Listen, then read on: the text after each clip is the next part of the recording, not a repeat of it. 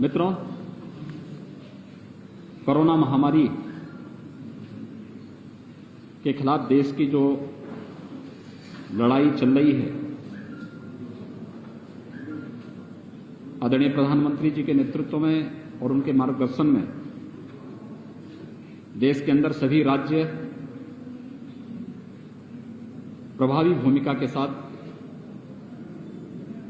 इस अभियान के साथ जुड़े हैं। आबादी के हिसाब से देश की सबसे बड़ी आबादी का राज्य उत्तर प्रदेश है। उत्तर प्रदेश में हम लोगों ने प्रारंभ से ही ट्रेस, टेस्ट एंड ट्रीट के फॉर्मूले को अंगीकार करते हुए एक एग्रेसिव कैंपेन चलाया और उसका परिणाम है कि उत्तर प्रदेश में हम लोगों ने 4,80,00,000 से अधिक टेस्ट अब तक संपन्न किए हैं। ये देश के अंदर सर्वाधिक है। हमने जीरो से अपनी कैपेसिटी को बढ़ाया है। जब 2 मार्च 2020 को कोविड का पहला पेशेंट उत्तर प्रदेश में आया था, तब उत्तर प्रदेश में सैंपल टेस्टिंग की कोई व्यवस्था नहीं थी। हमें एनआईवी पुणे भेजना पड़ा था। आज हमारे पास, कल हमने 3,56,000 टेस्ट किए थे, आज 3,47,000 टेस्ट किए हैं। यानी इस रूप में हम लोगों ने अपनी क्षमता का विस्तार किया। पहला कोविड पेशेंट आया था, हमारे पास उपचार के लिए बेड्स नहीं थे, हमें दिल्ली भेजना पड़ा था सफदरजंग हॉस्पिटल में। आज हमारे पास 80,000 से अधिक आईसीयू और आइसोलेशन के बेड्स हैं, जहां पे हम कोविड पेशेंट का उपचार सफलतापूर्वक करने का प्रयास कर रहे हैं। इसमें विस्तार देने के साथ ही फर्स्ट फेज को सफलतापूर्वक मुकाबला करने के बाद सेकेंड फेज में हमारे सामने कुछ चैलेंज आए, जैसे अचानक ऑक्सीजन की मांग। हर जनपद ऑक्सीजन में आत्मनिर्भर हो सके, इस पर पूरा प्रयास किया जा रहा है। हर एक जनपद में ऑक्सीजन प्लांट लगाए जा रहे हैं। भारत सरकार के सहयोग से, राज्य सरकार अपने स्तर पर, एसडीआरएफ से, अन्य यानी सीएसआर से भी पूरा प्रयास किया जा रहा है कि हर एक जनपद में व्यापक पैमाने पर यह ऑक्सीजन प्लांट स्थापित हो सके। और इसको लेकर के पूरी ताकत के साथ हर जनपद में नोडल अधिकारी तैनात किए गए हैं। ऑक्सीजन प्लांट लगने प्रारंभ भी हो चुके हैं, जिससे आने वाले समय में हर एक जनपद ऑक्सीजन आपूर्ति में आत्मनिर्भरता के लक्ष्य को प्राप्त कर सके। हर एक जनपद ने कोविड के फर्स्ट वेव में भी और सेकेंड वेव में भी अपने तरीके से जनप्रतिनिधियों के मार्गदर्शन में अच्छा काम किया है और उसके परिणाम भी हम सबके सामने हैं। आज यही कारण है कि उत्तर प्रदेश के अंदर जो आशंकाएं व्यक्त की जा रही थी कि उत्तर प्रदेश में कोरोना के आने वाले समय में, यानी 25 अप्रैल से लेकर के 15 मई के बीच में आशंका थी कि प्रतिदिन 1 लाख से अधिक पॉजिटिव केस आएंगे और इसके बाद उत्तर प्रदेश के अंदर एक्टिव केसेस की संख्या 30 लाख से अधिक होगी। आज उत्तर प्रदेश में पूरी तरह नियंत्रित है। हमारे यहां मैक्सिमम जो एक्टिव केस गए थे वो 3,10,000 तक गए थे। आज उनकी संख्या घट करके मात्र 58,000 रह गई है। प्रदेश के अंदर 24 अप्रैल को जो पॉजिटिव केस आए थे 38,000 से अधिक आए थे। आज घट करके पिछले 24 घंटे के दौरान उत्तर प्रदेश के अंदर मात्र 3,200 पॉजिटिव केस आए हैं। यानी हमने पॉजिटिविटी कम की है और रिकवरी को 95% से अधिक बढ़ाया है। इसके लिए हम लोगों ने निगरानी और मोहल्ला समितियों को सक्रिय किया। निगरानी और मोहल्ला समिति गांव-गांव में जाकर के या मोहल्लों में जाकर के घर-घर स्क्रीनिंग का करने का काम, हर लक्षण युक्त व्यक्ति को मेडिसिन किट उपलब्ध करवाने का काम। अगले 24 घंटे के अंदर आरआरटी की टीम उनका टेस्ट कर लेती है। इस लक्ष्य को लेकर के जब एक एग्रेसिव कैंपेन प्रदेश के अंदर चला, उसका परिणाम है कि हमारी रिकवरी रेट बढ़ी और पॉजिटिविटी न्यूनतम स्तर पर आई है।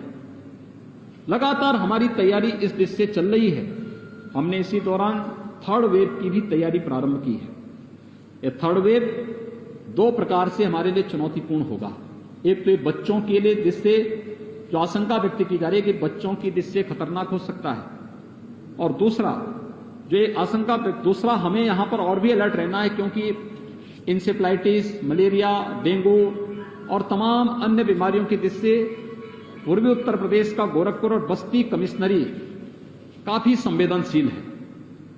यद्यपि कोरोना के साथ साथ इंसेफ्लाइटिस के लिए लड़ना यह अपने आप में चुनौतीपूर्ण होगा, लेकिन हम लोगों ने इंसेफ्लाइटिस के खिलाफ एक अच्छी लड़ाई यहां पर पिछले 4 वर्षों के दौरान लड़ी है। इंसेफ्लाइटिस से होने वाली मौतों में 95% कमी करने में हमें सफलता प्राप्त हुई है। इसके लिए हमें डिस्ट्रिक्ट हॉस्पिटल में पीको बनाना पड़ा था, कुछ सीएचसी में मिनी पीको बनाने पड़े थे, हम लोगों को जेई वैक्सीनेशन का बृहद अभियान चलाना पड़ा था, प्रशिक्षण के एक बृहद अभियान को हम लोगों ने आगे बढ़ाया था, और आज हम लोगों ने फिर वही कार्यक्रम हमारा आगे चल रहा है जो कल मैं देवरिया और कुशीनगर में था, आज सिद्धार्थनगर और बस्ती में आया हूं। बस्ती में बस्ती और संत कबीर नगर की एक साथ समीक्षा ली है, सिद्धार्थनगर में सिद्धार्थनगर की समीक्षा ली है।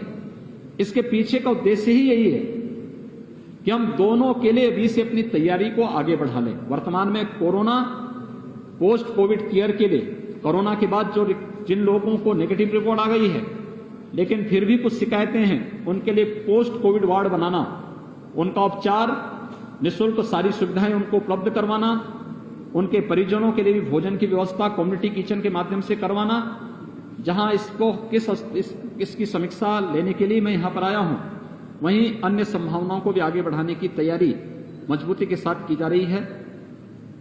हम लोग थर्ड वेव के साथ साथ इंसेफ्लाइटिस पर भी प्रभावी अंकुश लगाने के लिए पूरी तरह प्रतिबद्ध होकर के पूरी टीम पूरी मजबूती के साथ कार्य कर रही है।